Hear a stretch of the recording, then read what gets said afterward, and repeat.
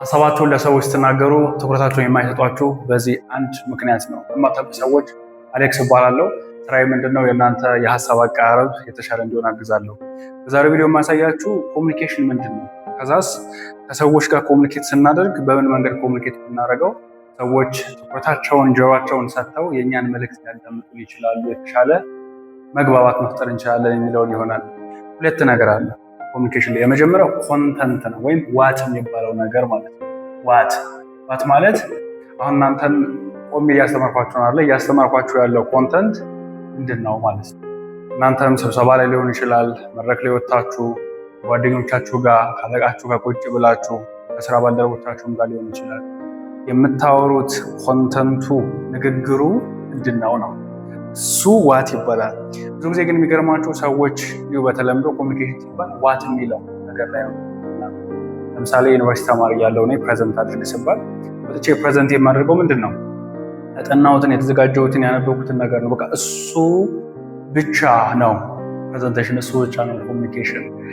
ሁላችንም እንደዛ ነው አይደለ? ትኩረት የምናደርገው እሱ ግን ልክ አይደለም። እውነት ነው የኮሚኒኬሽን አካል ነው ዋት የሚለው። ለምን ዋት የሚለው ነገር ከሌለ ምንድን ነው ለሰዎች ኮንቪንስ ማድረግ ነው፣ ሰዎች እንዲረዱት እንዲይዙት የምፈልገው ነገር ነው።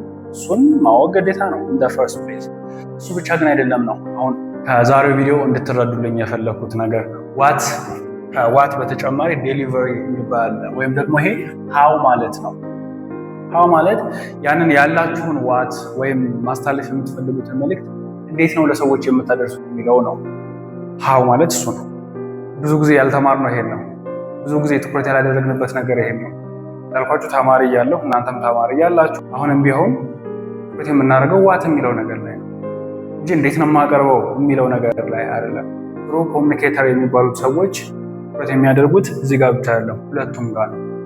ዋት የሚለው አስፈላጊ ነው።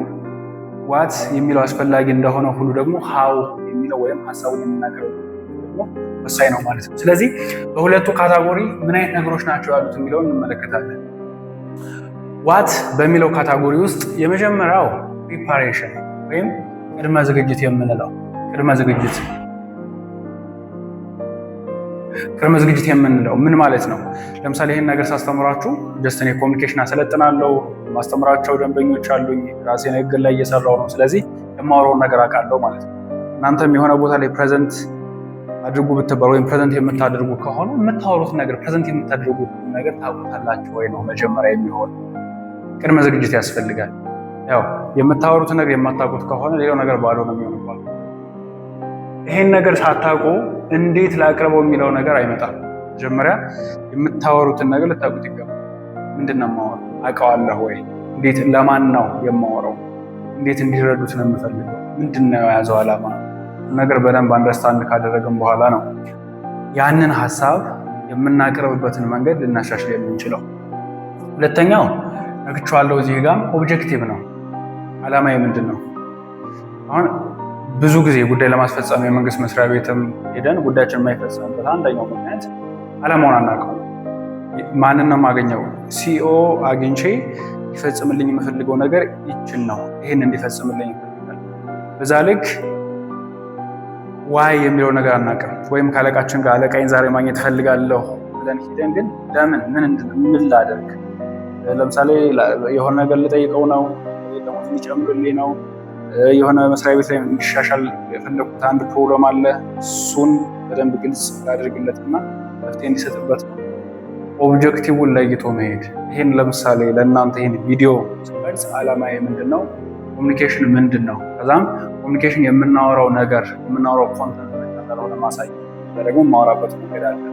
ሁለቱን በደንብ አንደርስታንድ ካደረጋችሁ እዚህ ጋር ኮንተንት ላይ ወይም ዋት የማወራው የማስተላልፈው ነገር ምንድን ነው የሚለው ነገር ላይ ዋት የሚለው ካታጎሪ ውስጥ ቅድመ ዝግጅት ካላችሁ ኦብጀክቲቭን ከለያችሁት ወደ ሃው ወደሚለው እንሄዳለን ማለት ነው። እዚህ ጋር ዝግጅት ሲባል ብዙ ራሱን የቻለ ሂደት አለው፣ ራሱን የቻለ ፕሮሰስ አለው። እሱ ሌላ ጊዜ የምናየው። አሁን ግን ወደ ዴሊቨሪ እንሂድ። እንግዲህ የምታወሩትን ነገር አውቃችሁታል። ስብሰባ አለ ነገ ተባላችሁ መስሪያ ቤት። ኦኬ ሶ እኔ ላነሳቸው ያሰብኳቸው ሀሳቦች እነዚህ ናቸው ብላችሁ ጻፋችሁ። ማስረጃ መጣችሁ፣ ማብራሪያ ያላቸው ታውቃላችሁ፣ ለምንም እንደምታወሩት ታውቃላችሁ። አሁን ደግሞ እንዴት እነሱን ሀሳቦቻችሁን ታቀርባላችሁ ሃው የሚለው እሱ ነው። ድምጻችን ቮካል ፋውንዴሽን 5 ቀላል ኤሌመንቶች አሉት። ጥናታችሁ ሊሆን ይችላል ሀሳባችሁን ስታስተላለፉ። ለምሳሌ አሁን ረጋ ብዬ ነው እያስተላለፍኩ ያለው፣ አንዳንዴ ደግሞ ፈጠን ብዬ የማስተላለፋቸው ሀሳቦች ኖሩ ይችላሉ። ብዙ ሰዎች ካሉ ፊት ለፊቴ ድምፄን ከፍ አድርጌ ማውራት እችል ይሆናል፣ ወይም ሲያስፈልገኝ ከፍ አድርጌ ማውራት አለ። ሶፍት በሆነ ማውራት፣ ቶኑን፣ ይሄ የፊቴን ኤክስፕሬሽን ኢሞሽኑን ማጋባት፣ ላፍታ እረፍት መውሰድ፣ እነዚህ ነገሮች ያንን ያለኝን ኮንተንት ማስተላለፍ የፈለግኩትን ሀሳብ የማቀርብባቸው መንገዶች ድምጻችን ላይ እንሰራለን ማለት ነው። ሃው የሚለው ነገር ላይ ሁለተኛው ቦዲ ላንጉጅ ነው። ቦዲ ላንጉጅ ሲባል አሁንም ቀላል ነገሮች ናቸው። አቋቋሜ ወይም አቀማመጤ ሊሆን ይችላል፣ እጆቼ አጠቃቀም፣ የፊት እንቅስቃሴ፣ አይ ኮንታክት ከእናንተ ጋር ከማውራችሁ ሰዎች ጋር ኢንጌጅ አደራረጌ፣ እነዚህ ነገሮች ናቸው ቦዲ ላንጉጅ ሲባል። ቦዲ ላንጉጅ ወይም ይሄ አካላዊ ቋንቋ፣ አካላዊ እንቅስቃሴ የምንለው የምናስተላልፈውን መልእክት የምናወራውን ሀሳብ ለሰዎች በተሻለ መንገድ ተደራሽ እንዲሆን ያግዘናል። ሶስተኛና በጣም የምወደው ስቶሪ ቴሊንግ ነው። ስቶሪ ቴሊንግ እናንተ ማስተላለፍ የፈለጋችሁት ሀሳብ አለ። እሱን በስቶሪ ፎርም ወይም ካለፋችሁበት ፐርሰናል ኤክስፒሪየንስ በመነሳት ካለፋችሁበት ፐርሰናል ኤክስፒሪየንስ ጋር ሊንክ በማድረግ ማቅረብ መቻል የምታወሯቸውን ሰዎች ትኩረት መያዝ ትችላላችሁ።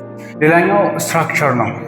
ስትራክቸር በጣም አስፈላጊ ነገር ነው። አሁንም ዴሊቨሪ ላይ አንድ ቀን ከጓደኛዬ ጋር ወደ ጉዳይ ለማስፈጸም ስራ አስኪያጁ ነበር የፈለግነው፣ የለም ምክትል ስራ አስኪያጁ አለ። ስንሄድ ብዙ ሰዎች አሉ እያስተናገዳቸው ያሉ። ቁጭ አልኩኝ እኔ፣ ጓደኛዬ ቆመ፣ ባለ ተራ መናገር ጀመረች ጉዳዩን እና የሰማት ነው። ወረቀት ይዛለች በእጇ፣ ቀጠለች። እንደዚህ ሆኖ ነበረ ባለፈው እንዴት ተፈጥሮ በዚህ ወጥቶ በዚህ ገብቶ እያለች ስታወራ፣ እሱ ቢዚ ነው፣ ብዙ ሰዎች አሉት የሚያስተናግዳቸው። እሺ የመጣሽበት ዋና ዓላማ ምንድን ነው? ጉዳይሽ ምንድን ነው ነበር ያላት እና ክሊክ ነው ያደረገኝ። ወዲያው ነገረችው፣ አካውንቷን እንድትነግረው ነገራት፣ ጉዳዩን ፈጸመላት፣ ጉዳዩን ጨረሰላት። ከዛ የኔ ተራ ሲደርስ ምን እንዳደረኩ ታውቃላችሁ? ኦኬ እሷን ምንድነው የምትፈልገው ብሎ ከጠየቃት የኔ ዋና ነገር ምንድን ነው? ከባንኩ ጋር አብረን እየሰራ ነበር ኢቨን ስጠይቀው እና ልክ ጆሮውን ሰጥቶ ትኩረቱን ሰጥቶ ነበር የሰማው። ስትራክቸር ይሄ ነው። ብዙ ጊዜ ከምናወራቸው ሰዎች ጋር የማያስፈልግ ማብራሪያ እንሰጣለን። ዋናው ጉዳይ ቅደም ሲገባው የማያስፈልግ ማብራሪያ እንሰጥና በኋላ ነው በቃ ወይ እነሱ ፊገር አውት እንዲያደርጉ ወይ በኋላ ነው ወደ ዋና ሀሳብ ነው። ከሱ ይልቅ በተለይ ጊዜ ከሌላቸው ሰዎች ጋር ኮሚኒኬት ስታደርጉ፣ ከሲኢኦዎች ጋር፣ ከመሪዎች ጋር፣ ከቢዝነስ ኦነርስ ጋር ኮሚኒኬት በምታደርጉበት ጊዜ የእናንተ ንግግር ፕሪሳይዝ፣ ሾርት፣ ክሊር እንዲሆን የዛኔ ልታደርጉት የሚገባ ነገር ስትሄዱ እራሳችሁ መጠየቅ ያለባችሁ ዋት ኢዝ ዘ ዋን ቲንግ፣ አንድ ነገር ምንድን ነው እዚህ ጋር የማስተላለፍ መጠየቅ እንፈልገው። እሷን መጀመሪያ ትናገራላችሁ፣ ላይገባቸው ይችላል። በኋላ ግን ማባረር። በዚህ መንገድ ነው ዴሊቨሪያችሁን ማስተካከል የምትችሉ። ስለዚህ ሃው የሚለው ነገር ሲደመር ደግሞ የምታስተላልፉት ነገር ሲጨመር ነው ምርጥ ወይም ግሬት ኮሚዩኒኬተር እንድትሆኑ የሚያደርጋችሁ እንጂ ብዙ ጊዜ እኛ ጋር የተለመደው በቃ የምታወራው ነገር ካለ ዝም ብለህ አውራ አይደል። ሃው የሚለው ነገር ትሬን መደረግ አለበት።